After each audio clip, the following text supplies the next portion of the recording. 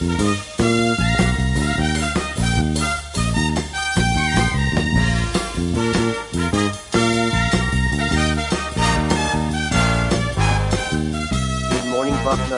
It's Friday, July 3rd, 2015. I am Dan Rubin. This is the Bucknuts Morning 5, joined by Alex Gleitman. Big Al, how are you, buddy?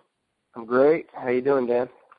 Living the dream. This is my 10th straight BM5. It's some kind of record. Dave Biddle will be back next week. I will have the Monday show. Dave will be back on Tuesday. So we're all looking forward to that. Today we're actually going to spend some time talking about the opening, the prestigious invite-only event held out at Nike headquarters. It's going to be held there this year from July 7th through the 10th, and it's an incredible field. I would encourage everybody to go look at the rosters. Alex, you got 5 Buckeyes there, and we'll go through them, but it really is a collection of the best players in the country. Yeah, I mean, it's pretty incredible. I mean, every year they do a great job of going out and doing these they used to call them NFTC camps regionally. Now they call them Nike the opening regionals. There's one in Columbus every year, and they do a great job of just getting great talent to come out and work out in front of their staff. And, they pull the best of the best. Unfortunately, there's some guys who just don't end up working out. You look at a guy like a Nick Bosa down in Florida. He's a guy who absolutely should be there in terms of talent, but, he just doesn't go and work out at the event, so he's not really invited. But when you talk about the Buckeyes that are going to be there, Kareem Walker, Demario McCall, Jonathan Cooper, Jake Hausman, and Austin Mack, and then, as you mentioned, Dan, numerous targets are going to be there. So it's going to be really exciting for all the fans of college football, recruiting, and of course, Ohio State. Yes, I've done some research here. What's even cooler is all 5 of the Buckeyes you mentioned are going to be on the same team, which is very interesting. I don't know if that's a change this year. Maybe I haven't followed as closely as I should have, but all 5 of those guys will be on the same team. And you've got 4 guys on the offense there. I think this is, for nationally speaking, I think this is going to be a breakout kind of emergence for Demario McCall.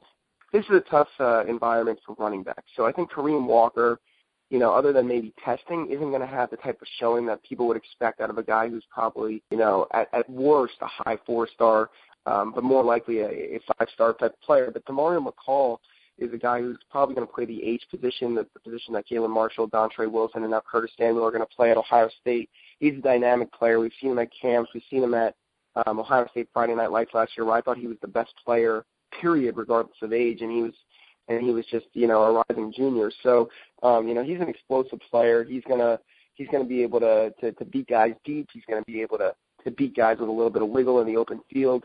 He's got good hands. He can run with the ball as well. He plays running back in high school. So he's kind of a do-it-all type of athlete and an explosive athlete. And he might even, it's going out on a limb here, but I've heard people around the Woody Hayes Athletic Center that were with Urban Meyer at Florida say he might be the most explosive athlete Urban Meyer has gotten since Percy Harvin. And we always hear the Percy Harvin comparisons, and I know it's getting old, but, they said coming out of high school, Curtis Samuel and now Demario McCall are probably the most explosive when you talk about that quick twitch athlete that Urban Meyer looks for, the closest thing to Harvin coming out of high school. Yeah, for anybody who saw the opening the year Ezekiel Elliott was out there, they were televised. He thrived, and I think a lot of the ways McCall did, and then he's got really good hands, and there's a lot of dump-down opportunities for guys to catch the ball in the open field and such. So, I mean, like you mentioned, I think you made the key point for Kareem Walker. It doesn't really benefit the true running back. There's no no breaking tackles, and you're not wearing pads and such, so you can see him quick twitch it in the field. But Jonathan Cooper, the whippersnapper defensive end, these events actually do kind of set up to favor the edge rushers. Yeah, well, I think with Cooper, I mean, you don't play with the offensive lineman in the 7-on-7. So throughout the week there will be, various events and one-on-one, the offensive lineman versus the defensive lineman. So Cooper will get to flourish in that situation. And the thing about Cooper is he's such a athletic player that he could drop back into coverage too. So I think, between his speed, being able to get off the ball, being able to run sideline to sideline, being able to drop back and cover a little bit in open space, almost like an outside linebacker, I think Cooper definitely can excel in this type of environment. I think he's going to eventually continue to put on weight, and he's going to become more of a true defensive end for Ohio State. But right now he still can play that, that hybrid a little bit, and to have a guy that athletic, rushing off the edge, I mean, he's going to be a dynamic player for Ohio State, and I think he's a guy who can elevate himself to potential 5-star status out in the open.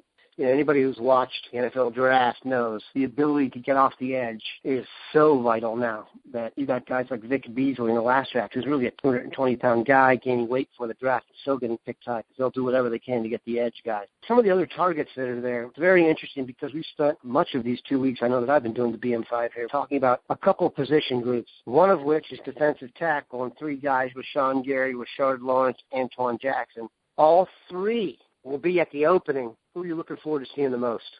It's tough because from an Ohio State perspective, I think Gary's a long shot. I think Lawrence is a long shot. I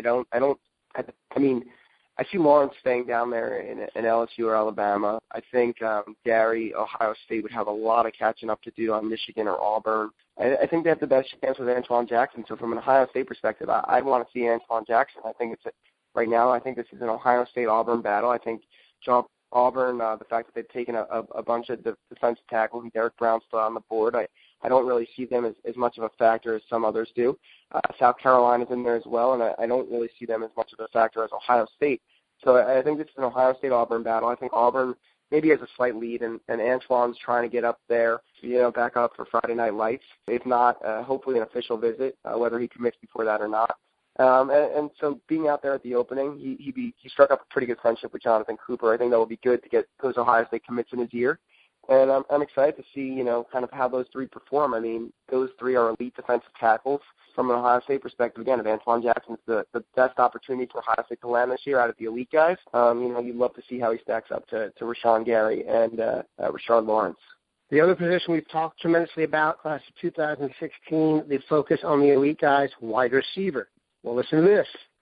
Benjamin Victor out of Florida, Nate Craig Myers, obviously out of Florida, and Donnie Corley out of Michigan will all be there. Donnie Corley is really the only, as much as we've talked about Michigan State's growth as a contender, and they're having the best year on the recruiting trail they've ever had, at least in the modern era since Antonio hopped on, they still really haven't competed straight up against Ohio State for any prospect in terms of the guy who's making an either-or decision. Donnie Corley is the difference. Where do you expect that one to go? And there's a very good chance he's going to commit this weekend. Dan, I think if he commits to the opening, it's going to be to Michigan State.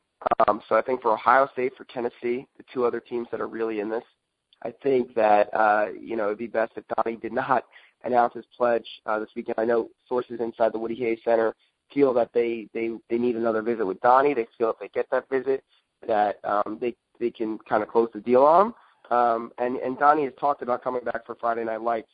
So it would be in Ohio State's best interest that Donnie Corley did not announce at the opening this weekend. And I actually have a feeling he's not going to do that. I think if he was going to go to Michigan State and he knew that 100%, he would have done it by now. I don't think he's the type of kid who's like, oh, let me wait for the opening and get my national TV type stage. He's not that type of kid. I think he would have done it by now. So I think Donnie inside is still trying to figure out where exactly he wants to go 100%. I know he took a recent visit to Tennessee that opened his eyes a little bit, but again, I think this one's going to come down to Ohio State and Michigan State. I think Michigan State has a slight lead right now. But again, if Ohio State can get him back for Friday Night Lights, my crystal ball is currently on the Buckeyes because I anticipated them getting him back for that other visit. And I'm going to go with the confidence that Urban Meyer has in getting a prospect once he gets him back on campus one more time when the sources say that they think that's going to happen. So I'm going to roll with Ohio State if they could get him for another visit. But, if not, it's going to be Michigan State. I think both sides think they got a legitimate shot. I know Michigan State thinks right now they lead, like you said, and they think they're going to get him, but never doubt Herb. Okay, last group we're going to talk about. Listen to this group of guys. This is your defensive back types. Savion Smith, Jalen Jones, Jordan Fuller, DeMar Hamlin, Aaron Hansford will all be there. All those guys, who do you think is the most likely to become a Buckeye? Ooh. Is it a Fuller-Hamlin battle? Yeah, I'd say you probably even have the better chance at DeMar Hamlin right now. Everything I hear is good. The only thing that concerns me about Hamlin is that he's a Pittsburgh guy. And these Pittsburgh guys, you've seen it over the years with Alex Buckser, and I think, what was the offensive lineman? Dorian Smith, I think his name was. Yep. You saw it last year with Jordan Whitehead. They just have this tendency to stay home and play for Pittsburgh. And that's the only thing that concerns me. I think right now, DeMar Hamlin, Ohio State's in a fantastic position. He's a guy who wants to take his official visits, experience that whole thing. But I think DeMar Hamlin, Ohio State has a great chance, and I think Jordan Fuller, is right next to him. A kid from New Jersey. The only thing again is, he's a little less regional than DeMar Hamlin is, so there's more opportunity for the Penn State. His brother's out of UCLA, Notre Dame's in this one, Michigan's in this one. So I think there's more opportunity for maybe other schools to come in and catch up to Ohio State. But Jordan Fuller, I think, after visiting Ohio State in the spring, came back with Ohio State at the top of his mind from what I'm hearing out here in New Jersey. And it would be great for Ohio State if they could get him back for Friday Night Lights, which is, he told Bill Kuryla today on the site, it's a 50-50 possibility. There you have it. The opening runs from July 7th through the 10th at Nike World Headquarters out in Oregon. It'll be televised starting on July 9th on ESPNU at 8 p.m., it looks like here, nightly. Definitely something you want to check out. Alex, we appreciate you joining us. Have a safe and healthy July 4th weekend that holds for all Bucknutters. Remember Uber. Have a good one.